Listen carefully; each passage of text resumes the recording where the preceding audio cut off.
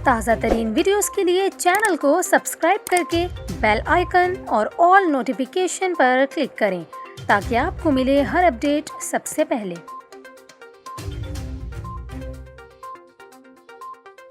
और यहाँ पर आपको खबर दें, महकमा मौसमियात की जानिब से कराची में बारिश के इम्कान को रद्द करते हुए कहा गया है कि शहर कायद में आज बारिश का कोई इम्कान नहीं, ताहम रात के औकात में बूंदाबांदी हो सकती है। महकमा मौसमियात के मुताबिक शहर में समंदरी हवाएं बहाल हो गई हैं, जबकि आज कराची का मौसम अबर आलूद रहेगा। सुबह सवेरे से ही कराची पर गहरे सुरमई बादलों का राज है। इसके अलावा दर्जा हरारत की बात की जाए तो शहर का आज ज़्यादा से ज़्यादा दर्जा हरारत 33 डिग्री सेंटीग्रेड तक जाने का इम्कान है, जबकि कम से कम दर्जा हरारत 27 डिग्री सेंटीग्रेड रिकॉर्ड किया गया।